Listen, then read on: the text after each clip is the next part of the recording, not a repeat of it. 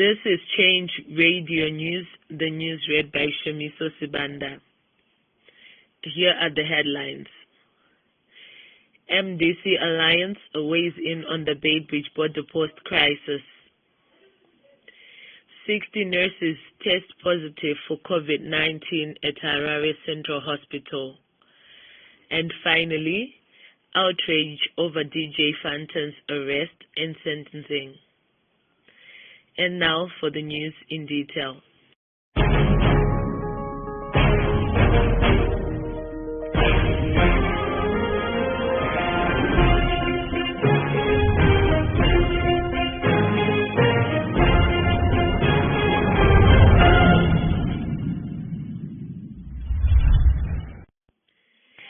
MDC Alliance says the forced migration at the Beitbridge border post is a manifestation of a long-standing crisis in Zimbabwe.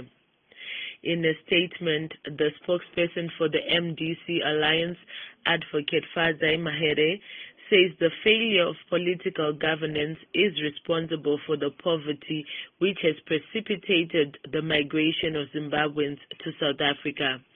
Here is what she had to say. The forced migration crisis at Beitbridge border post is a manifestation of a long-standing crisis of governance in Zimbabwe. Now, while people move from country to country throughout the world, the Zimbabwe-South Africa migration is driven largely by chronic unemployment and increasing poverty in Zimbabwe, which is directly connected to the failure of political governance. This crisis of governance emanates from flawed electoral processes that have resulted in performance illegitimacy and sheer incompetence by a regime that is preoccupied with corruption and elite accumulation. Zimbabweans would not have to flood the borders they did returning home to the festive season or returning to South Africa afterwards if the economy was offering them more opportunities. The situation at Beitbridge border post is compounded by the fact that we're in the middle of a deadly second wave of the COVID-19 pandemic.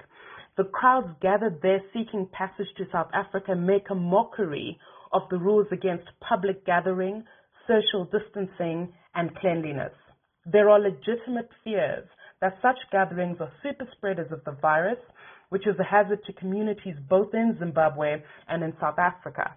So as the MDC Alliance, we implore authorities to take urgent steps to resolve the crisis at the border post, particularly the urgent looming public health crisis. However, as we have stated on numerous occasions, to focus only on the situation at Beitbridge would be to merely deal with symptoms of a bigger problem. That bigger problem is the crisis of governance underwritten by a political process that is contaminated by illegitimacy.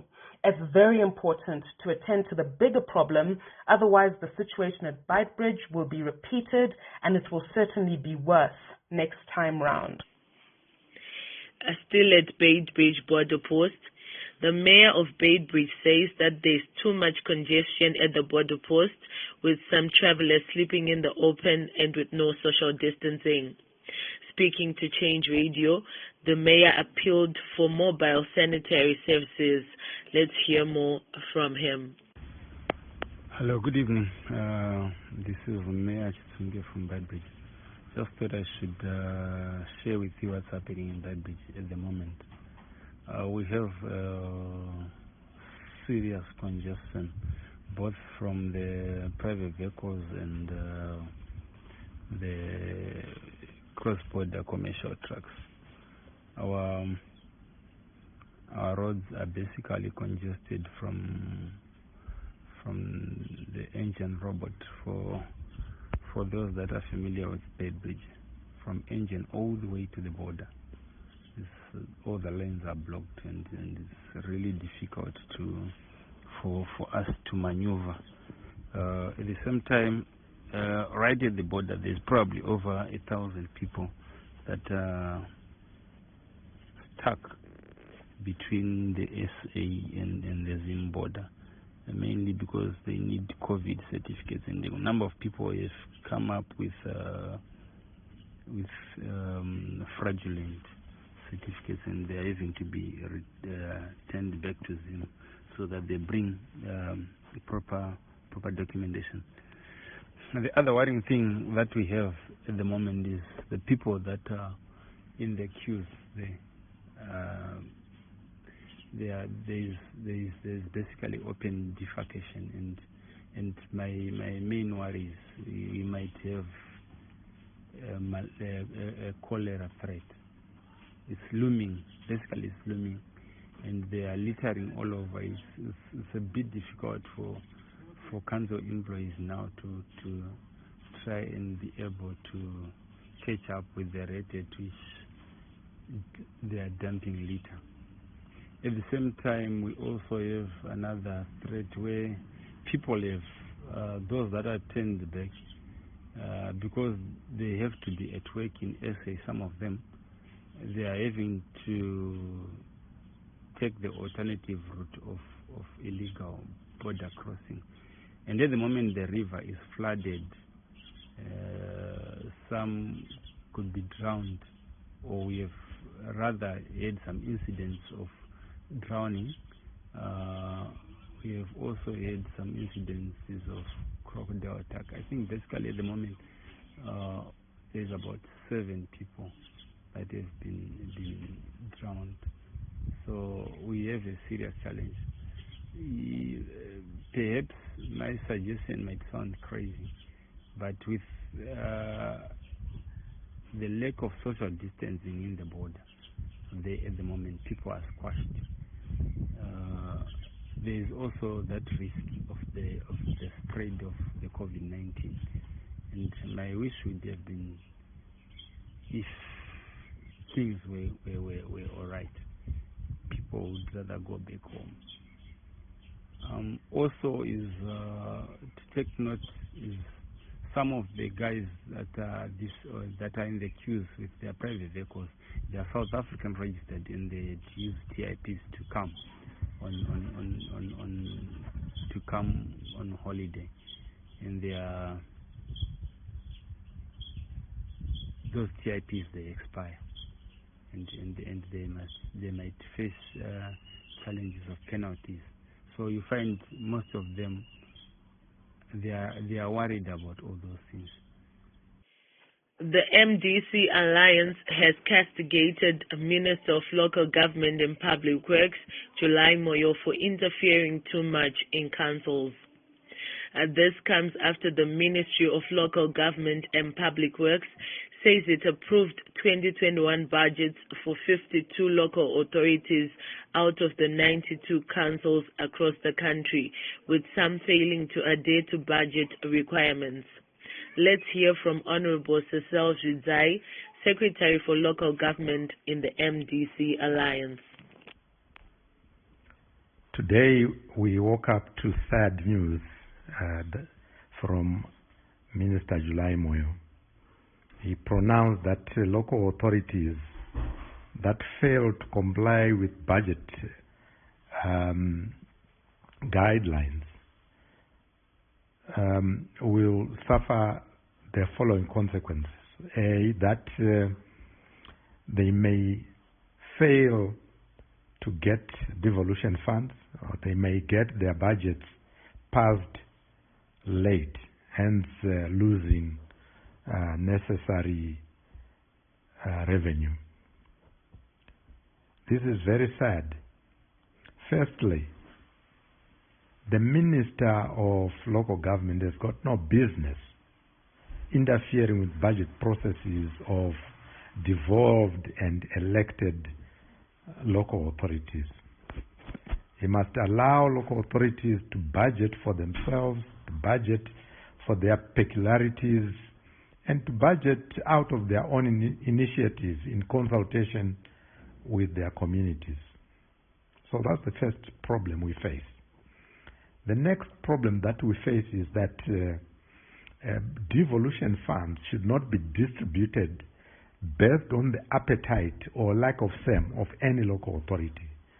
These must be distributed or transferred in accordance to agreed formulae that build in equity that build in equality, that breed fairness.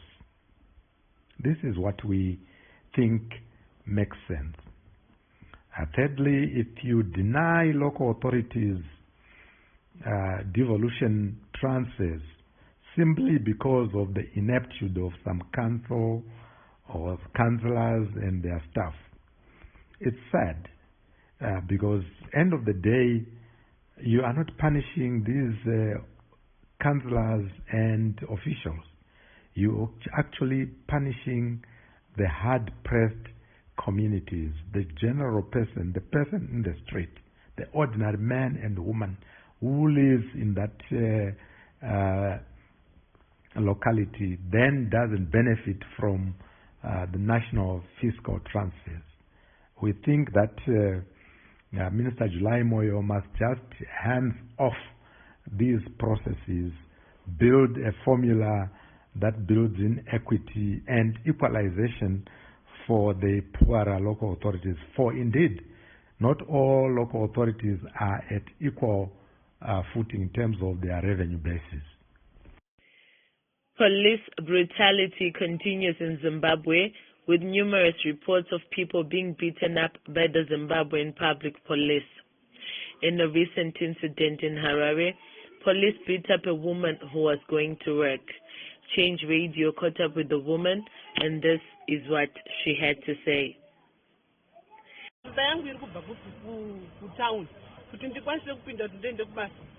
Ndopandafamba paya ndichiwefoka nevamwe medhemu ndichipesana kwaibhaya pafamba endai kudzimba ndakataiwa medhemu handikwanisa kuti ndiende kumba ndida kuenda kubasa tsamba yangu ndakatoimirira panapo aibva paendai uko endai kumba ndakataiwa medhemu hamungadaro zvo ini ndine maraisi angu handina keozi yandakonzera kwakai maraisi noti maraisi ekuti kudii ndopandazofamba ndichabva vatomhanya vari vose nemumwe mukadzi vachitotanga kutondirova paya ndakataiwa medhemu musandirova ini ndiri kutorwara kuti ndiri kukozora musandirova kudai nemabhatosiki akatanga kutondirova zvichero kupasi yangu charamuni atozvipai mabhatosiki kumusana vachitirova nemabhatosiki handina kana zvanamboita kana kuti kudii vototanga kundirova. 60 nurses have tested positive of coronavirus at Harare Central Hospital.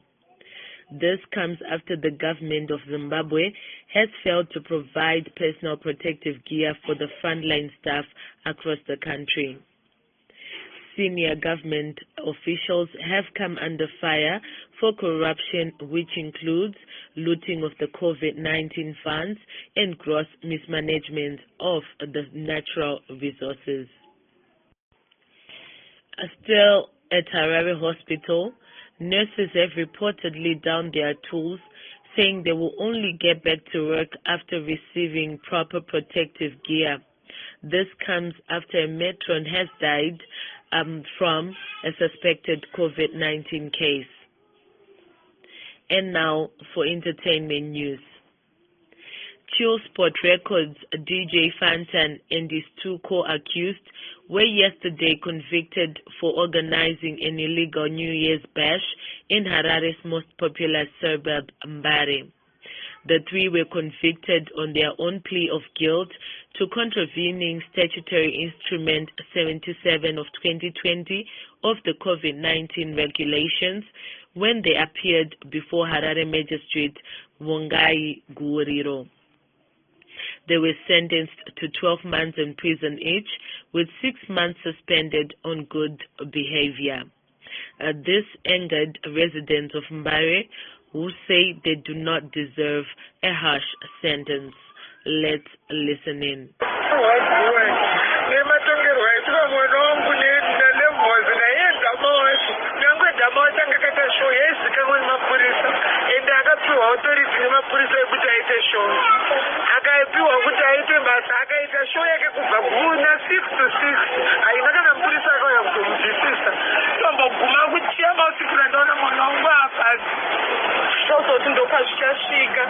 I think baba vanorwara kumboko anontakura sekuru anotibetsera ndianoya kumbo sekuru enda kunovarapisa apa ndasvika kumba baba vanorwara ndikati baba anoda fungu anoda fungu baba ndasiya vasitema nokuzokubatikana asi mwari kapinda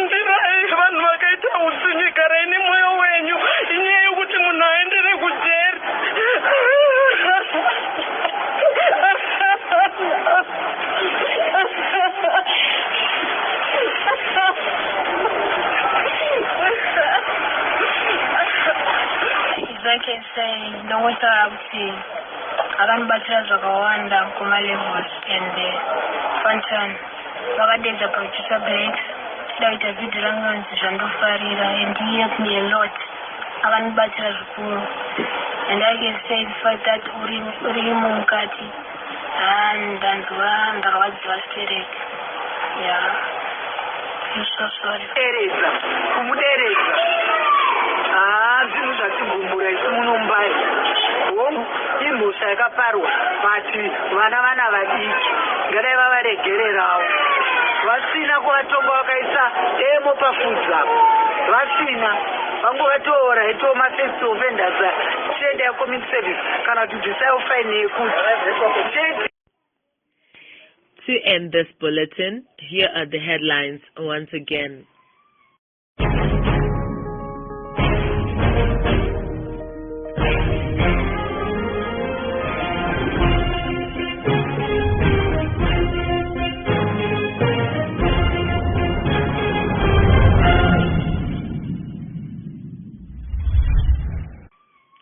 MDC Alliance weighs in on the Beitbridge border post crisis. 60 nurses test positive for COVID-19 at Harare Central Hospital. And finally, outrage over DJ Fantan's arrest and sentences.